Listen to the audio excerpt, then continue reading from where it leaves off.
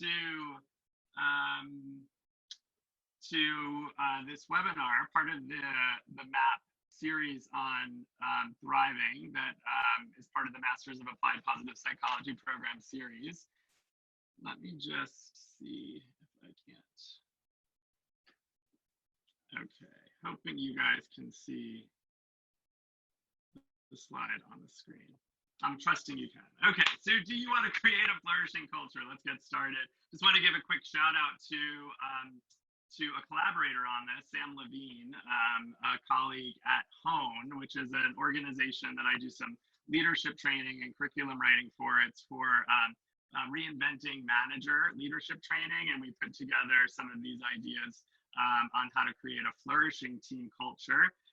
This comes from a study that I did last year at this time in my PhD program on organizational culture, learning that we all want culture, we all have culture, culture exists, we're co-creating it all the time, we're cultivating it really, and we need to nourish whatever it is that we're cultivating. So if we want it to flourish, then hopefully this will be a good putting together of pieces for you of the bits.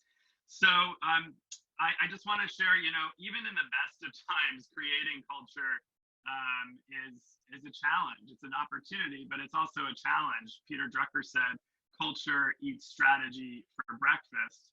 And so with the global pandemic right now and this major disruption, it can maybe be even a bit more challenging to create conscious culture. But it doesn't have to be. It could be an opportunity. I think in disruption, this is such a great time. And this is a special day for me. This is the 29th anniversary of the death of my brother, who you see here. His name is Todd, 7 years older than I am. So if you did the math, I'll tell you, I was 12 going 13 when his untimely death happened. And I put him here just to honor him today, but also one of the things that I always learned from my big brother was to be kind and to be compassionate.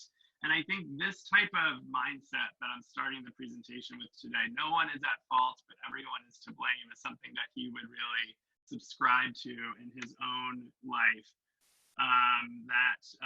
That in terms of culture and creating culture, we are all in this together.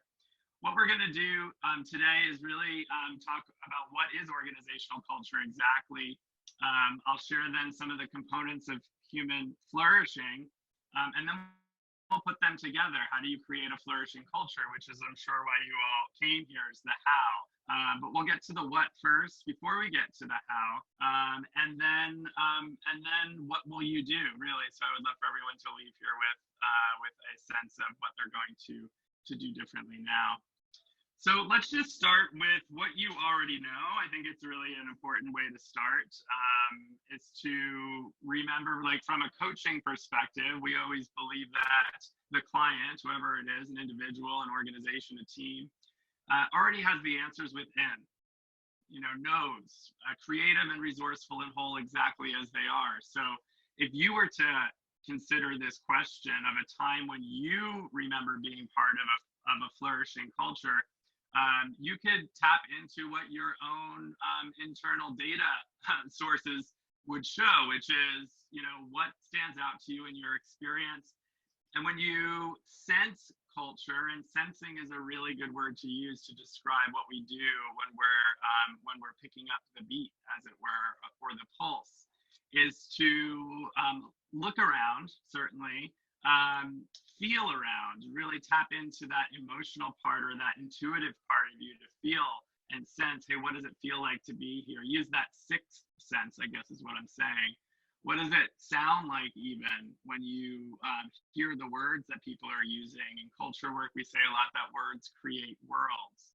So if you just zoom out, really, and you take a look at a culture in a system like an organization or a team, culture even exists between people on a team. So there's cultures and subcultures.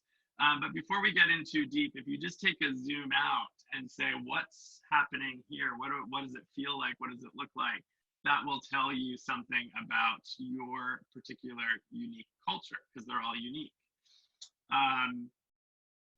let's put together some of the pieces. Well, actually, I'm going to stop the share and just ask in the chat.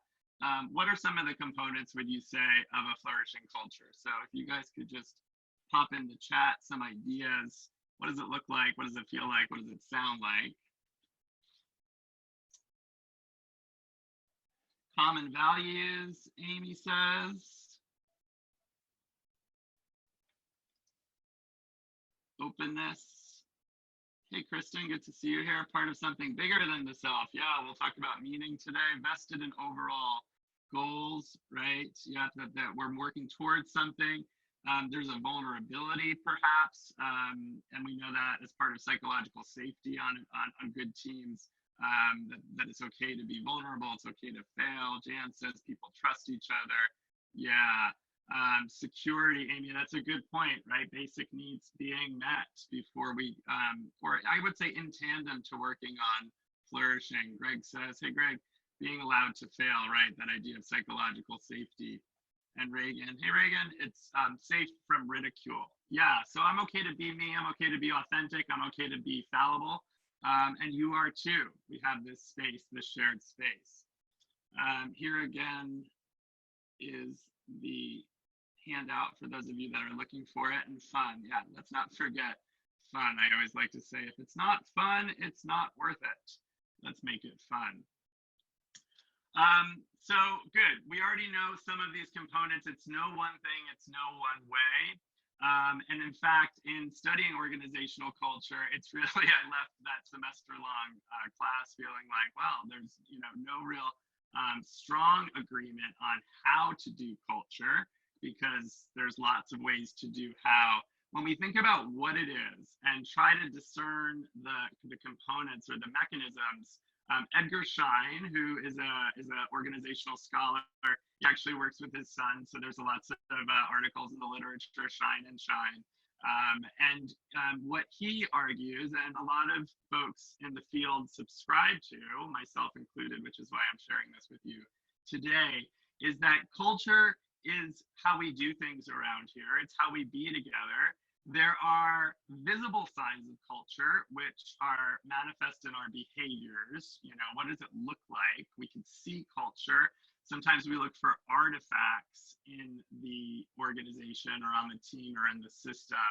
An artifact could be anything from the water cooler to the polos with the logo on it, right? So how do we be around here? What does it look like? What does it sound like in our behaviors? We might see in that some values, right? So all behaviors, what we do or what we don't do, is comes from a value. So the value comes first, and then we behave. So if I value rest and rejuvenation, I'm going to get good sleep. I'm gonna prioritize my sleep. If I value well-being and physical health, I'm going to go and do my workout every morning. So every behavior that you see, you could trace it back and say, I wonder what value is at work in this particular behavior. And then below the surface, right, you might see some of the mindsets, or hear it, I should say, in the languaging, but below the surface is really when you start to get to what are people thinking that's leading to these values and that's resulting in these behaviors. So culture is something that is constantly being cultivated and created. Its foundation is mindset. That's why cults, really, if you think of religious cults, for example, people who share beliefs, they share mindsets, they share values. That's how cultures get created and propagated, is that we share a certain set of beliefs and values, and then we see them in our behaviors. What else did I want to say about that?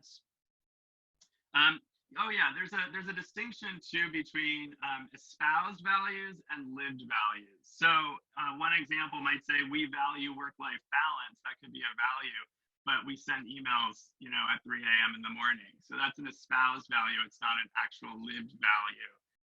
And that's just something to keep in mind of.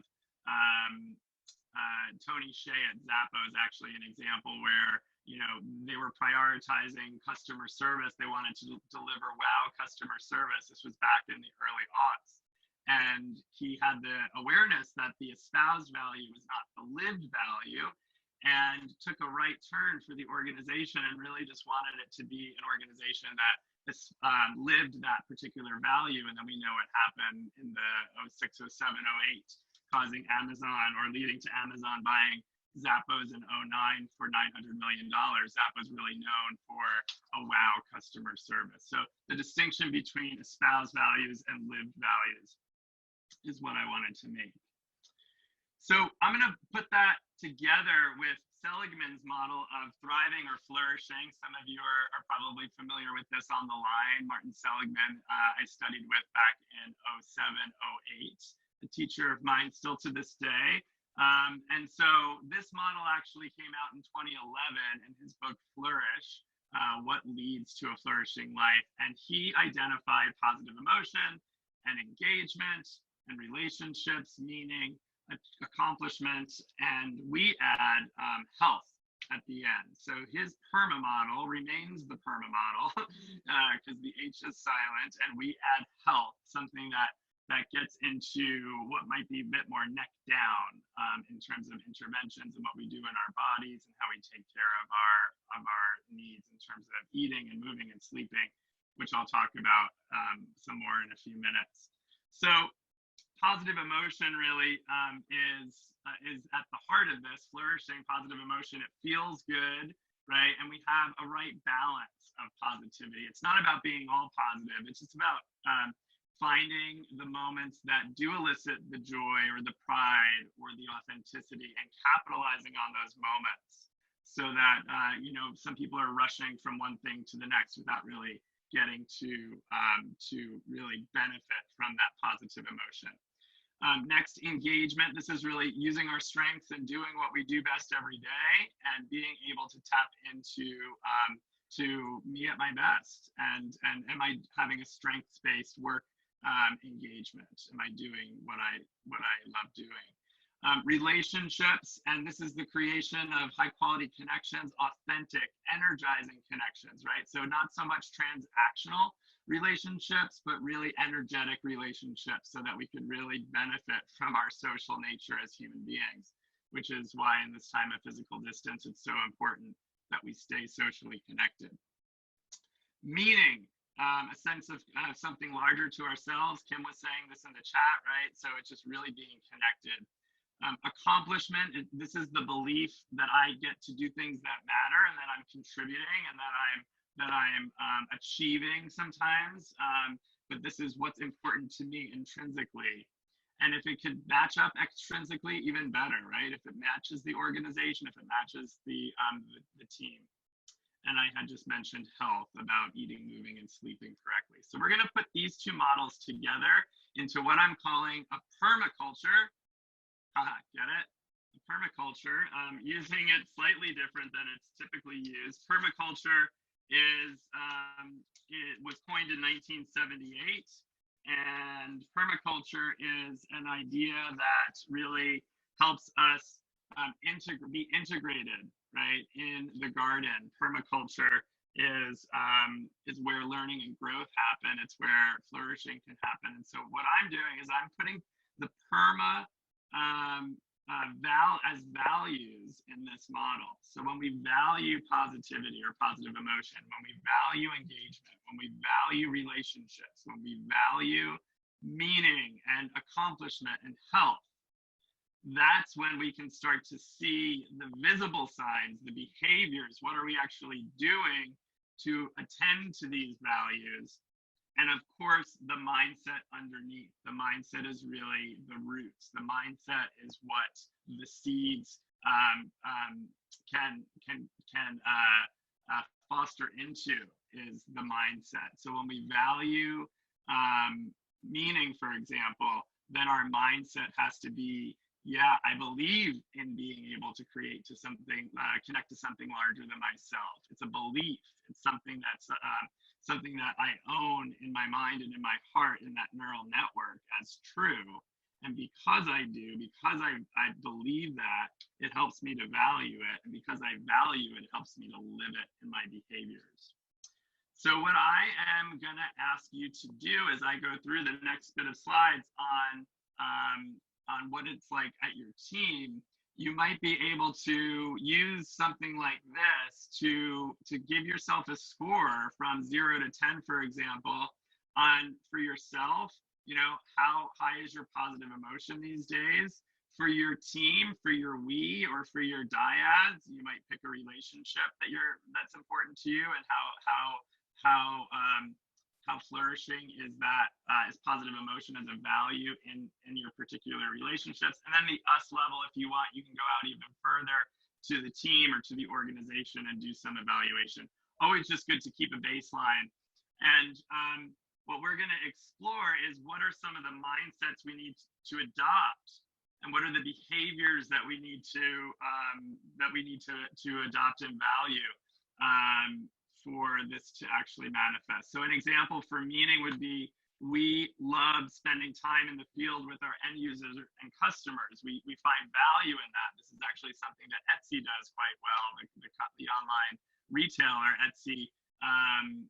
Everyone in the company, from the president to the people that are working in all sorts of mail rooms and otherwise, are spending times every year, 1 week a year, on the phone lines with the customers to keep up with the needs of the end user. It's also shown in some research that chefs that can see the customers or the diners from the kitchen are more likely to produce food in the restaurant that is rated high. And so you might see that as behaviors of orienting the team to why, asking questions, why are we doing what we're doing? So I'm going to give you some more specific examples for each of the values that I am popping in here as seeds. So you see here seeding the value of positive emotion means that we think and we believe that positivity and well-being is essential to our success. And we also might think that curiosity is a great sign of positivity. So if I believe that curiosity is a great sign of positivity, I might be more likely to ask questions than make statements, right? Which is asking what's working well. If I believe that well-being is essential to our success, which we do see in the research, if that's something that we own, then we'll create daily jolts of joy or other opportunities for me to unleash more positive emotion in my behavior. So the mindset, the value, and the behavior. Let's try another one, engagement. When I seed engagement, and notice there's not just one seed, right? I just planted tomatoes in my garden outside, right? It's a bunch of seeds that you hope germinate. So when you plant the value, when you put a flag and say, I value engagement, then you would think the mindset is around, we're more powerful together than we are alone, right? We believe that it's good to get feedback and give feed forward. So we believe in that learning. And so that means that we seek feedback and feed forward. It means that we practice mindfulness, even if it's just 10 minutes a day.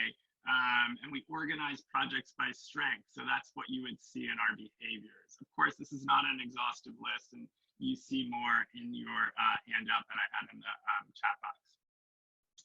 Next, if you value relationships, right, if you're seeding it below the ground there and you're nourishing it, you think that we are social creatures. You remember that the relational is as important as the rational. And because of that, we also remember that good relationships are the single best predictor of life satisfaction and of healthy aging. So when we believe those things, when we're thinking those things in our neural networks, then our behaviors are more likely to be like what you see here. We're more likely to invest at that water cooler, even if it's now on Slack. We're more likely to incorporate check-ins, right? Which I'm hearing a lot of folks today saying that there's more space for people to just say, how are you really, right? And really let people be seen. We talk with each other directly when issues arise, right? We're not saying that we value directness and then being passive aggressive. We're saying we value directness in our relationships, and so we talk to each other. Again, these are just a couple of ideas. We put together at the Change Lab recently a whole slew of ideas that can be used for better social connection at this time now at physical distance. If you go to the changelabs.com, you'll see a free toolkit that you can download, and if you want to be a part of our campaign to increase social connection at the time of physical distance. All right, I have 8 more minutes, so I want to get to meaning here and then answer some of your questions. The single strongest predictor of meaning is the belief that our work makes a difference, right? And so when we think these things, we're more likely to have cultural norms around spending time with our customers, as I said, or sharing why things are important. The company that makes the brownies for Ben & Jerry's, I'm forgetting their name right now, has a think like a 5-year-old day every half a year where people are just asking why. Why do we do it that way? Why do we have that process? Why do we use this brochure? Right? Asking why, creating and making meaning. Next, we have accomplishment. And this is really believing in growth and learning and having a growth mindset.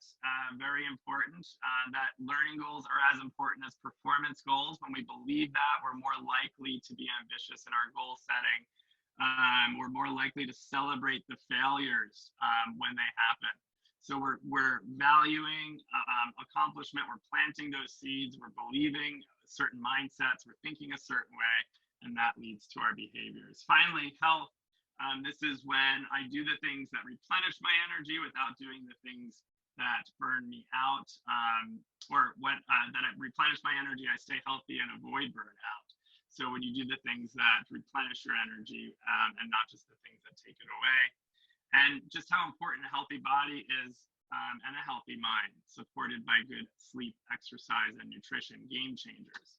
So when we value these things, when we value health and we believe these thoughts, these flavor of thoughts, you don't have to exactly believe these, then we're more likely to have the behaviors. And of course, this involves developing of habits and practices and rituals. It's not as simple as this particular formula, but I only have 30 minutes with you guys today. And so for that reason, I'm just going to just present the basic kind of idea that to create a PERMAH culture, you really need to have a value that you want to focus on, and picking one of those pillars of PERMAH could be an interesting thing for you to play with. And think about what the mindsets and the behaviors you might focus on to support the value on the team. You'll see in the handout that I had prepared for you a whole bunch of ideas. Certainly those are not the only ideas.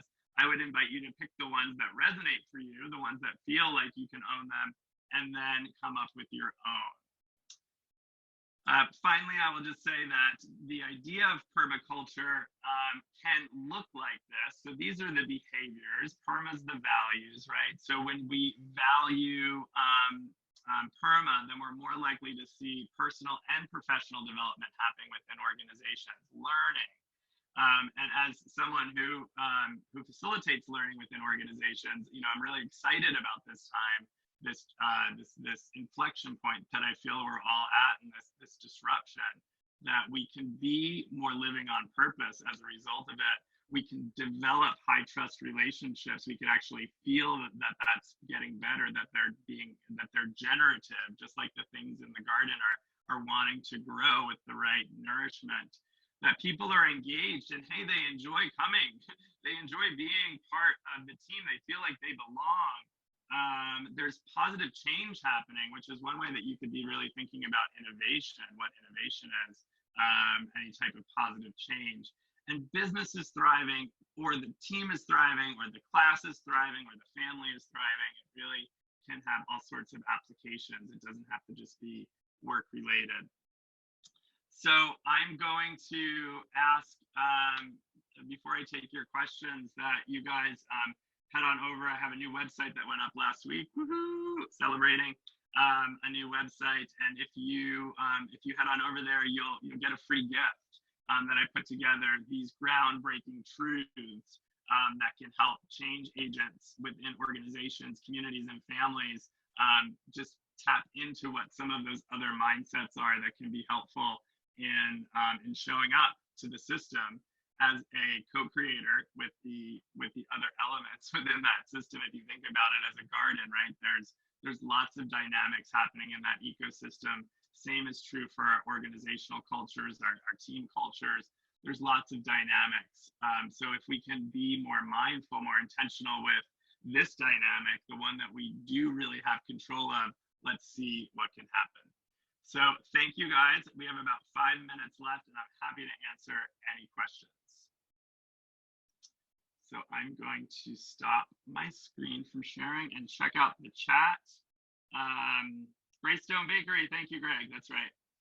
Let's see. You're free to put some questions or comments in the chat, and I will stay and answer as many as come in. Thank you guys for coming.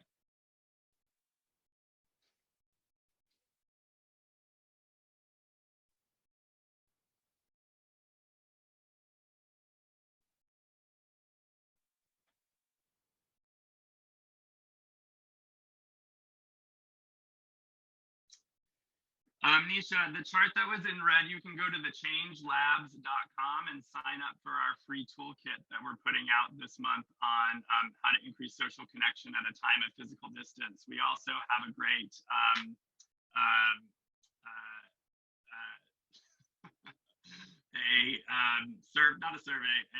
we put out a petition, that's the right word, a petition for getting more of that word out into the world, into media, into the hands of people who have clout that are still using social distancing to describe what they really mean as physical distancing.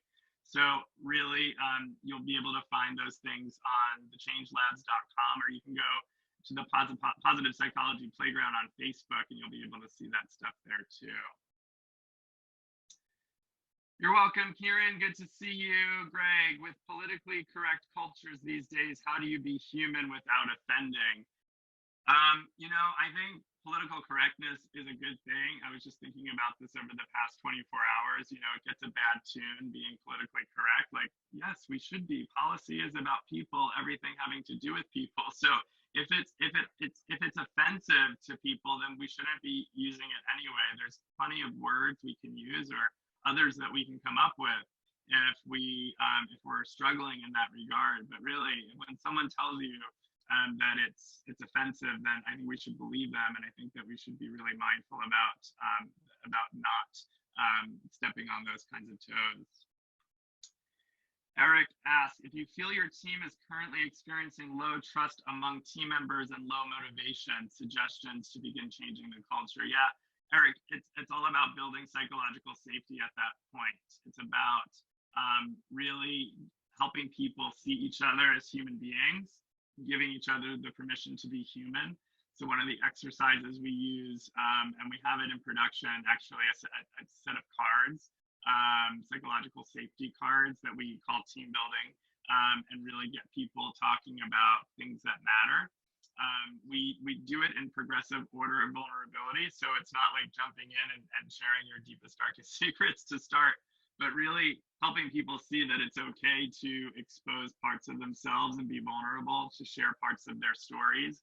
I think one of the benefits of this quarantine is that, you know, when we are in our homes and the video cameras really need to be on, that's one way that we can build another way we can build psychological safety is to see each other and have that kind of positivity resonance. That's so important in building relationships.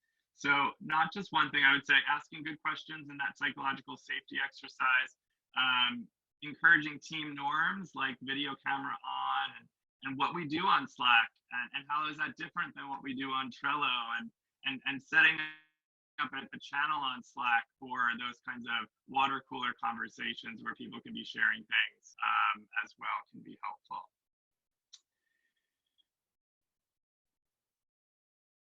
You're welcome, Nisha. Let me know if you were not able to find what you were looking for with the petition or that red chart, and I'm happy to get you to the right place.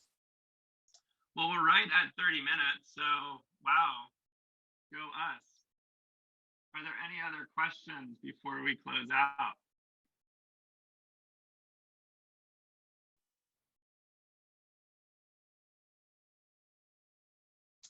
Well, I will just end by saying that culture is something that's built, remember, and it's building the bridge as we walk on it. I love that metaphor for thinking about organizational change and culture. It's one plank at a time. It's remembering the connections between what I think, what I feel, and what I value, and what we actually do. So those are the behaviors, those are the things that we can see, but there are things that we can't see that we can control. So I wish you well in that. And as a champion of change, I'm really here to help support you and your teams thrive through this disruption, to really think about what the next new normal might be. So if you would like help with that, any facilitation or consulting on those kinds of projects, I'm happy to be here to be a support. And I want to thank the UPenn MAPP Alumni Association, particularly Sharon Dangzinger and Lisa Sansom, for putting this Strategies to Thrive series together, and not just putting it together, but making it run. So thank you. Thank you for coming today, and everyone be well. See you guys soon.